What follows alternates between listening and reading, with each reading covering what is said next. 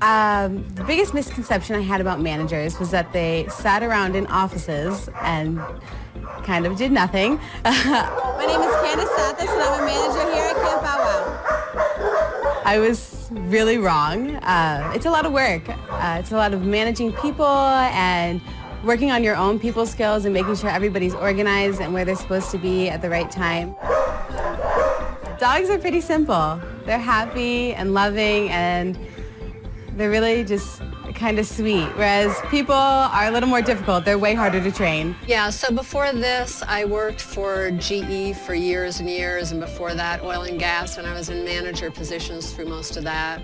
Hi, I'm Sue. I'm the owner of Camp Bow Wow in Boulder, Colorado. I had this manager that was just miserable to work for, but taught me an incredible amount. She's one of those people that took joy in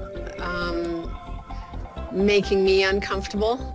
Every time I went into her office with a question, if I was up here looking at the big picture, she'd ask me questions about the detail. And the next time I'd go in and ask, questions about the detail, and she'd want to know about the big picture.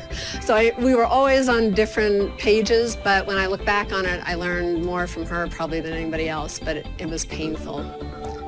So I bought the camp 2.5 years ago, and when I started, it was just me and a staff that was all at the same level, and a very flat structure.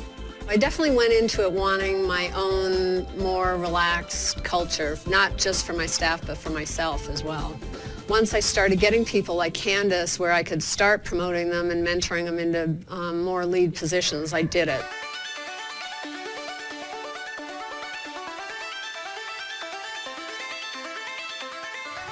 I want to be the best. I want to be the best of all the facilities like this in Boulder. I want to be the best in the Camp Bow Wow system as a whole. I mean, my expectations are that the customer, even if they're dealing with a really difficult problem with us, that they come away knowing that we've done everything we could to address it. For a half day? Okay, perfect. You've got it. I think the big thing that we've had to react to is that people are still spending money on bringing their dogs in, but they're expecting a whole lot more for their dollars. So the level of customer service has to be that much better, and the level of our offerings has to match their expectations. The hardest part of my job as a manager is trying to juggle the customer service side with the dog side. So making sure that the customers are happy, but also that we're doing what we need to do to keep the dogs safe and happy. The model for most Camp Bow Wows is the camp counselors do a little bit of everything. So they take care of the dogs, they answer the phones, they book reservations, do the front desk, the works. And I had a lot of people on staff who were fantastic with the dogs and miserable with customer service, or good with the customers but couldn't run a credit card properly. One of the best things I did for this camp, and Candace was a part of it, was establishing a position where she's here in the mornings and then she leaves, she comes back in the afternoons. Customer service, it has to be effective as opposed to efficient, because it's important for them to know that you care and that you care about their dogs. And if you're just trying to be efficient, and that's not going to make them want to come back, and it's not going to make them feel like you know them or that you know their dog. They want to know how their dog did, and they want to know if they got along. And if they didn't get along, then, with other dogs, then we need to let them know, and we need to do it in a way that, is going to convey the best message to them. I can see that sort of tension, the efficiency.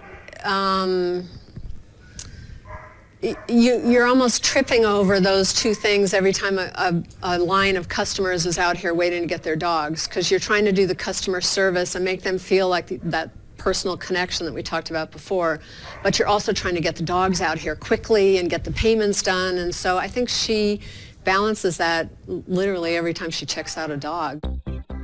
There's a couple things on my list for self-improvement. I think everybody has a couple. A big thing I'm learning to make more time for is making sure I really coach my team, making sure that if there are problems, even between people or between their interactions with the dogs, that I really make time to sit down with them and to talk it over and give them ways to kind of narrow that in and kind of improve on that, as opposed to just, worrying about all the little operational things that we have to get done. Probably my biggest one is being more patient, making sure that I'm patient with my team, that just because I said it once doesn't mean that they understood it completely, and that, I need to work on that as a manager to try to be more effective with them. The difference in my experience from 2 years ago to today is hard to even put into words, because it was just me doing absolutely everything. I was consumed with the business. And now I've got a management team that supports me. I have a management team that takes a lot of that burden off of me, so it's easier for me to kind of put boundaries around work for myself on a personal level. It's hard to even describe the difference. It's huge.